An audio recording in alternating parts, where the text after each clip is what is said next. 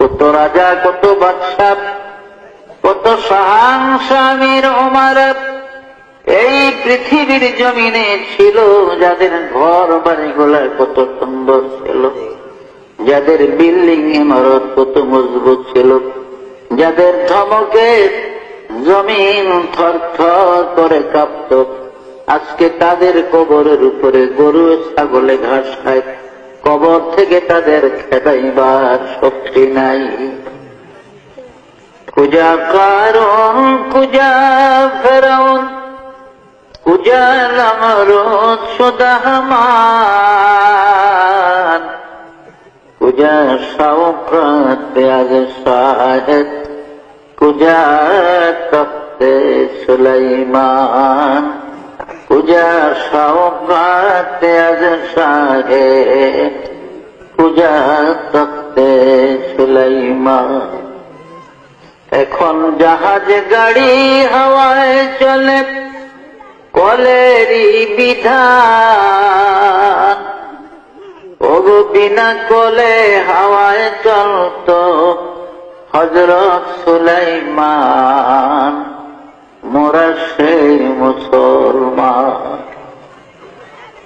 এই পৃথিবীর জমিনে 4 জন বড় বড় প্রতাপশালী বাদশা ছিলেন, রাজা ছিলেন, যারা সারা দুনিয়া শাসন করেছে, যাদের রাজত্বের সীমানা ছিল মিনাল কাফে ইলাল কাফ, সূর্য উদয় হতে অস্তমিত স্থান পর্যন্ত রাজত্বের বাউন্ডারি ছিল। এমন 4 জন বাদশা ছিলেন এই পৃথিবী।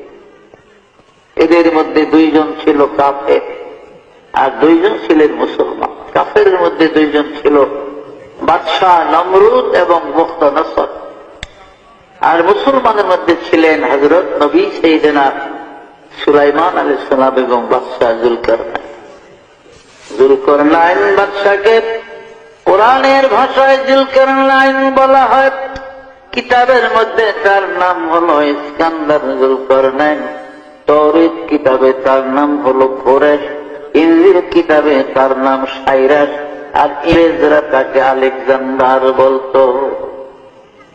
এই বাদশাহ জুলকারনাইন এই পৃথিবীর জমিনে তিনি 1600 বছর হায়াত পেয়েছিলেন।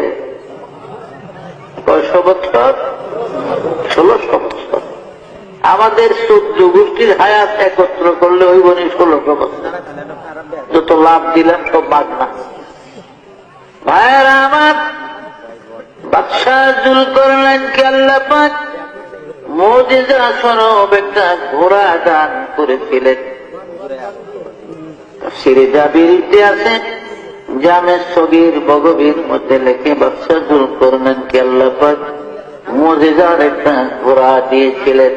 এই ঘোড়াটার এত স্পিরিট, এত পাওয়ার ছিল জুলকারনাইন, এই ঘোড়ায় চড়ে পৃথিবীটা জীবনে 2 বার ভ্রমণ করেছে।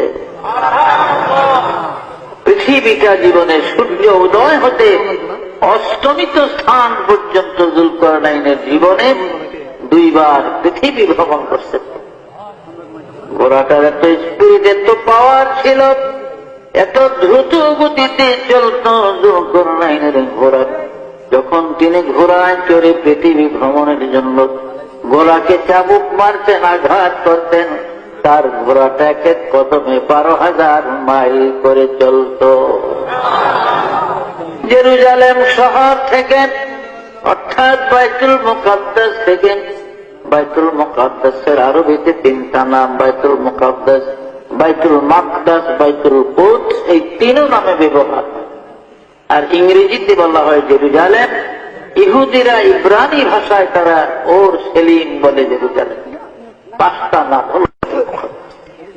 এই বাইতুল মুকাদ্দাস বা জেরুজালেম শহর থেকে 9 মাইল উত্তর দিকে গেলে একটা মহকুমা শহর, ইংরেজিতে আলেকজান্ডারিয়া সিটি বলা হয়, আরবিতে মদিনাতুল ইস্কান্দারিয়া বলে।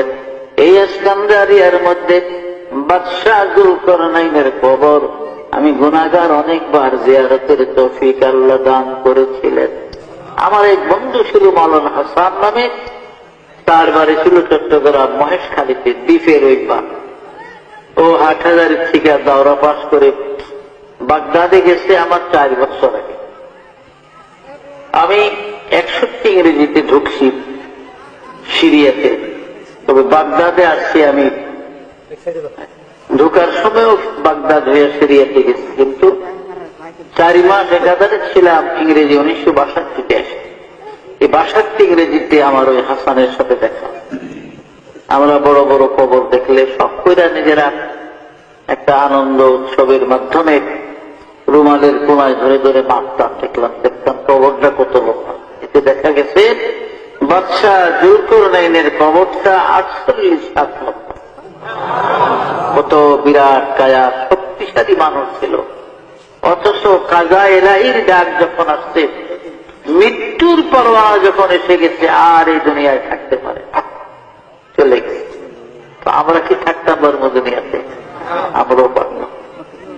আমার আল্লাহ পাক বলেন, বিসমিল্লাহির রহমানির রহিম, আইনামা তাকুনু ইউদরিকুমুল মাউত ওয়ালাউ কুনতুম ফি বুরুজিন মুশাইয়াদা।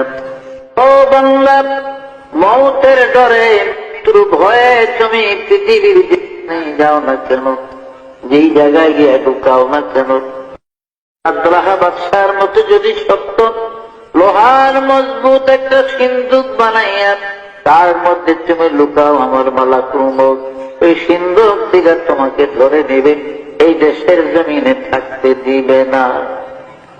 মাল দৌলত ইলম হশমত कुछ नहीं काम आएगा, माल दौलत और महशमत कुछ नहीं काम आएगा, मौत जिस दिन आ जाए गर्दन पकड़ ले जाएगा। দুনিয়ার মাল দৌলত কোনো কাজে লাগবে না। আজরাইল আলাইহিস সালাম যখন আসবে, ঘাট ধরে গর্দান ধরে নিয়ে যাবে, এই দেশের জমিনে